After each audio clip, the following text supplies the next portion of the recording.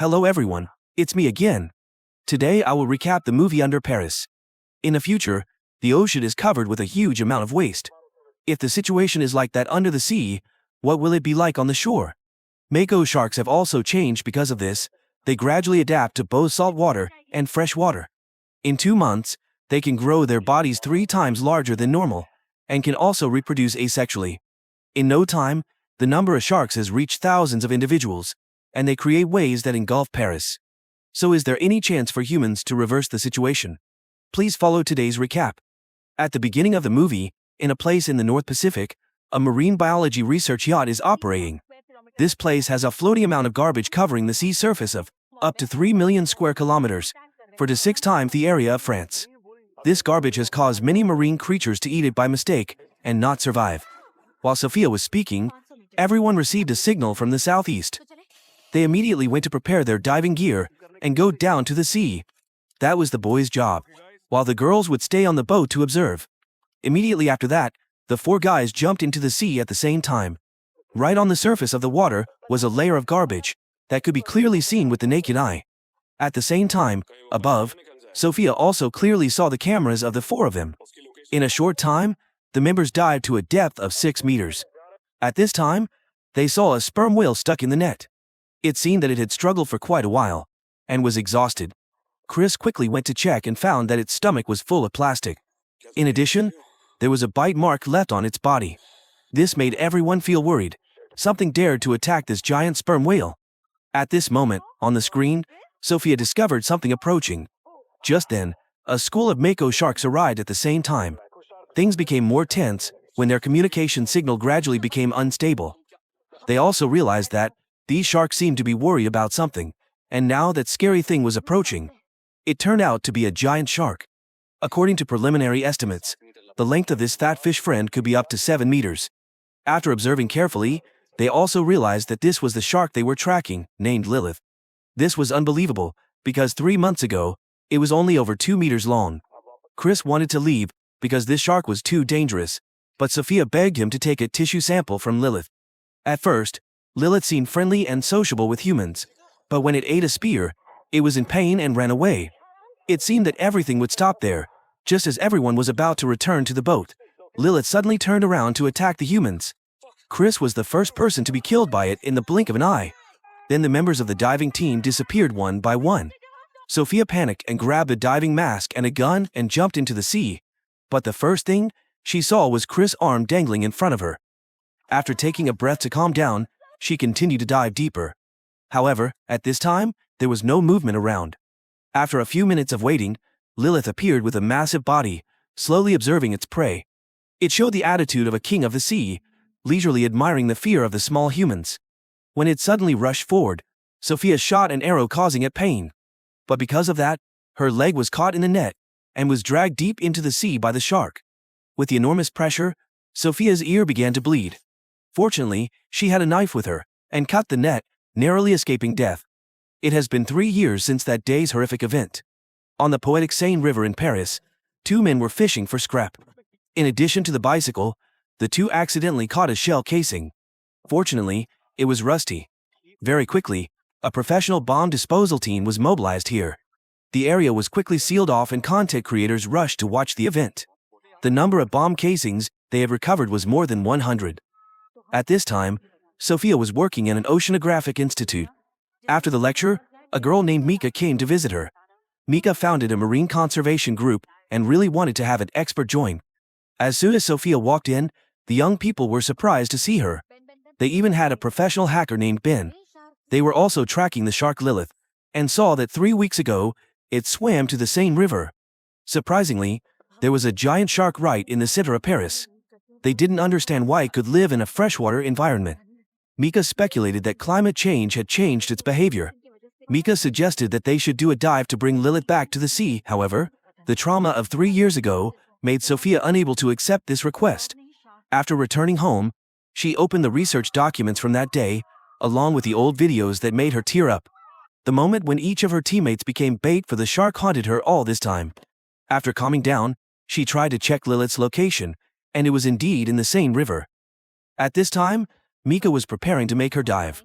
Sophia couldn't call Mika so she was very worried and quickly ran to the location. At this time, Mika had dived deep into the river. It was known that there had been a car accident that fell off the bridge recently, but the driver had mysteriously disappeared. Looking at the traces left on the car, Mika was even more certain of the shark's presence. At this time, there were some unusual movements behind her. Realizing the situation, Ben was on top pulling the rope, but Mika untied the rope herself. When she surfaced, she saw the police in front of her and Ben had left the boat. When Sophia arrived, she breathed a sigh of relief because the shark had not attacked anyone yet. Before returning to the police station, the police team gave some gifts to the homeless people on the riverbank. Meanwhile, Sophia had not returned yet, but was following Lilith's signal. Not long after, the GPS pinpointed where the homeless man was. But now there was only his dog searching for something in the water. It seemed that its owner had become dinner for the shark. At the police station, Mika was trying to explain that there were sharks in the Seine River, but of course the police did not believe it. At that time, the police received a call reporting the crime. A citizen had discovered the homeless man's body was no longer intact. At first glance, Sophia immediately realized that it was eaten by a shark.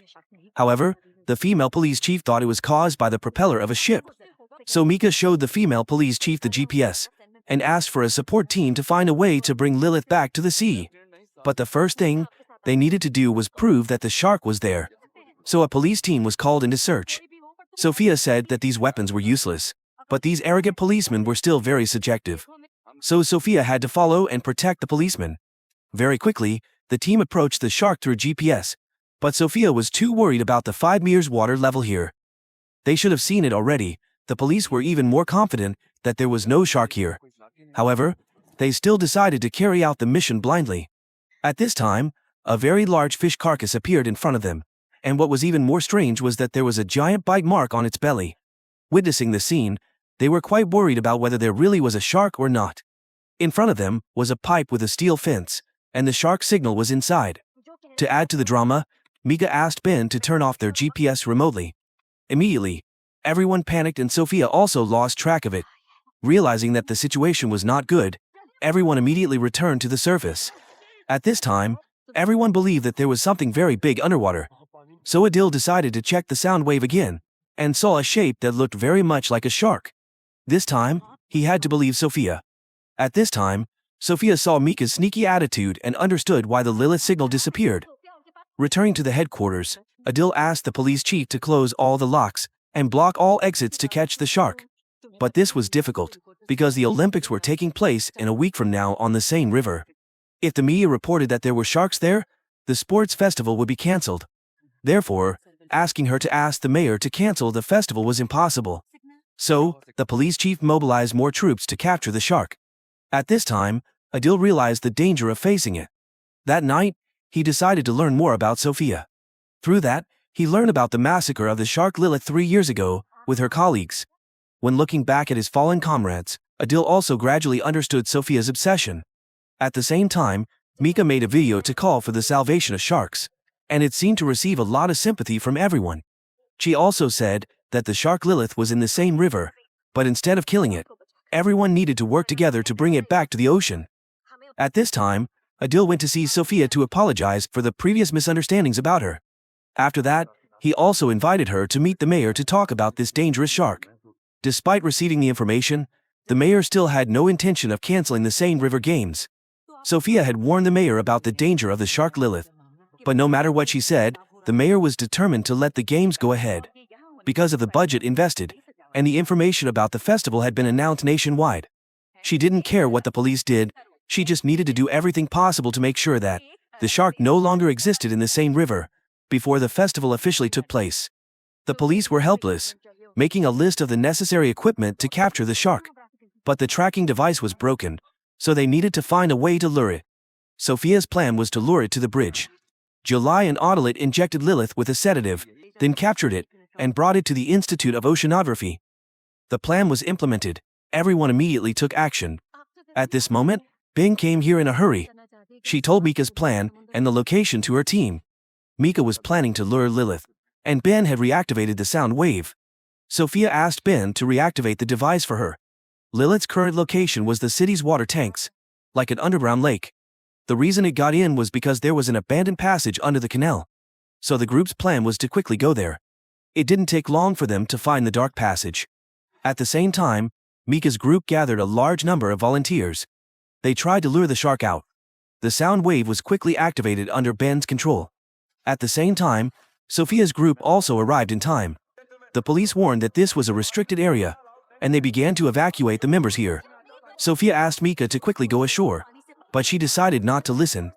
At this time, the signal of the shark Lilith was getting closer and closer. Soon, they saw a giant shark fin swimming in front of them. The scene suddenly became quiet because no one dared to breathe. What was more surprising was that at this time, they saw a second shark appear with a small fin. Seeing this, Sophia guessed that it might be Lilith's child. At this time, Mika was not afraid at all, touching and petting Lilith's child. What made Sophia even more worried was that she realized that this was Lilith's nest, because it had just given birth. Sophia's loud words made everyone even more frightened. Only now did these children realize the danger of the predatory sharks. Adil decided to jump into the water to bring Mika to shore. But before he could hold her hand, she was swallowed into the shark's mouth. Mika had become the dessert of Lilith and Lilith's child. Realizing the danger, Adil also quickly climbed to shore. Everyone panicked and ran away, but because of that, some people accidentally fell into the water. Immediately, they lost some body parts. There were bad guys who deliberately pushed Ben down. The trampling made her dizzy, and she gradually sank into the water. Policeman Leo was accidentally pushed down and became prey soon after. This made Adil angry. He pulled out his gun and shot the baby shark dead. The survivors ran away from a narrow exit. The unlucky ones became shark prey one by one. Those who were not killed were trampled, then suffocated in the water. After escaping from the sewer, the hospital quickly became crowded to save the unfortunate victims. Once again, Lilith's attack made Sophia extremely haunted. While she was sitting there blaming herself, Adil came to comfort her.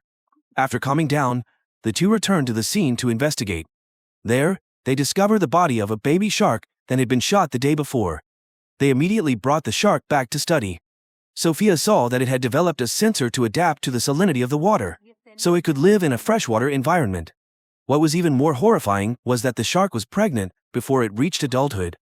Through its teeth, Sophia determined that it was not 2 months old. So she came to another conclusion, that Lilith could be an asexual individual, meaning it could reproduce without a male. It seemed that it was no longer a mako shark. Lilith had transformed into the first of a new species of shark. If it was not eliminated, it would continue to reproduce and quickly invade the ocean. The next day, at a meeting with the mayor, she blamed the entire tragedy on the police. The worrying thing was that the Seine River Sports Festival was about to begin in less than 24 hours. So the mayor continued to pressure the police to quickly resolve the situation. Hearing this, Sophia was furious, forcing the mayor to tell the truth to the public and cancel this damn sports event. Otherwise, hundreds of people would die. Until now, the mayor still did not forget to remind the district chief, absolutely must not let this matter be revealed to the outside. Even in her televised speech, she denied that there were sharks in the Seine. The police knew that things were about to fall apart. And in fact, the mayor was using them as scapegoats, simply because ensuring safety and security on the river was there, and the army's responsibility. Sophia said the most worrying thing was that Lilith appeared with her children at the festival. She suggested eliminating them, but Adil said that everything was currently handled by the army. However, she could no longer be cowardly, and persuaded Adil to help her solve this problem. Adil returned to the station to find some volunteers for the dangerous mission. Fortunately, everyone agreed to participate to avenge their teammate Leo. They had already identified Lilith's lair, so they found 2 explosives experts to assist, Placard and Baruti. The diving team would include Sophia, Adama, Adil and Baruti. Caro and Marcus would be above to assist. The diving team would place bombs around the crypt, which was also Lilith's lair, lure the sharks to the crypt where the bombs were placed, and Sophia had prepared an infrasound transmitter. The plan was completed. The diving team began to move down to the crypt and into the tunnel about 20 meters long below. At the same time, the festival was gradually starting, so many people had gathered on the riverbank. To ensure the safety of the festival, many police officers were also gathered here. A series of snipers were ready to aim. If there were any terrorists or robbers, they would be dealt with immediately. Meanwhile, the female mayor was still extremely excited, as if she had never known about the information about sharks in the Seine River. At this moment, she officially announced the start of the festival. The diving team had reached the bomb site as originally planned. However, when they turned on the flares, they saw a horrifying scene in front of them.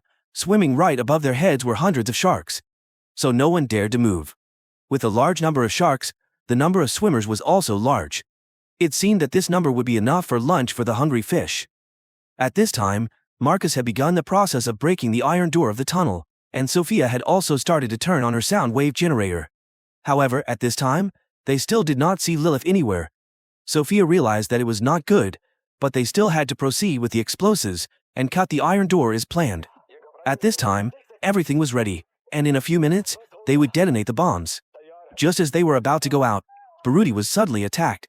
The rest of the people used flares to avoid the sharks. At this time, the detonator had fallen on the ground, so Adama wanted to get it back. As soon as he pressed the detonator button, he became the next victim. There was no time to grieve. Sophia pulled Adan away. As soon as the two reached the hatch, everything exploded. At this time, Caro and Marcus were on board, anxiously waiting for their news. Luckily, Sophia and Adan managed to get out safely, but Sophia refused to get on the boat and decided to go back to check on the situation. Suddenly, Lilith rushed out from the rubble, unharmed. After a few minutes of hovering in front of Sophia, it galloped to the river, enjoying a sumptuous meal. Lilith blew away the police boat, and the policemen immediately became its first prey. Only Sophia and Adan climbed onto the boat and escaped. They saw the shark approaching the athletes, and the net and fence were easily dragged away by the shark. Immediately, two people followed to warn everyone. During the competition, a few athletes disappeared for unknown reasons. The supervisor tried to run away, but the boat capsized. At the same time, the audience on the shore also saw the shadow of the sharks. The situation suddenly became chaotic, and the female mayor also witnessed the enormity of Lilith. The athletes immediately swam to find a way to escape. However, many people became victims of the sharks. The police force received the news and rushed over, firing wildly. However, they did not know that at that location, there were bullet shells at the bottom of the river. On this side, Sophia and Adan were fortunately rescued by their colleagues. Under the barrage of bullets and the force of the water caused by the shark, the bullet shells at the bottom of the river were torn up by the shark.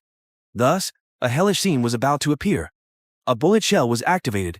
Following the ripple effect, a series of other explosions took place, causing a series of bridges nearby to explode. Immediately, the chaos affected the spectators on the shore. Countless explosions were happening on the river, so the manhole covers on the street were also affected.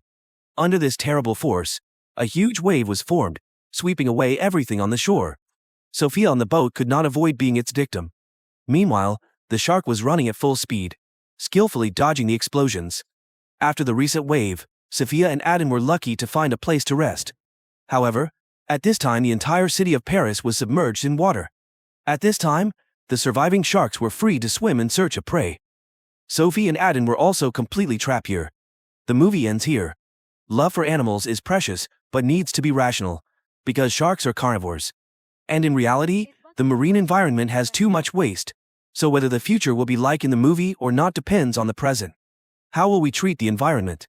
I hope that everyone will limit littering and plant lots of trees, so that the process of climate change can be improved. Thank you very much for your support, so that the channel can develop like today. If you find it interesting, please give me a like and a comment about your feelings about this movie. Especially, please subscribe to the channel to follow my recap. See you again, dear friends.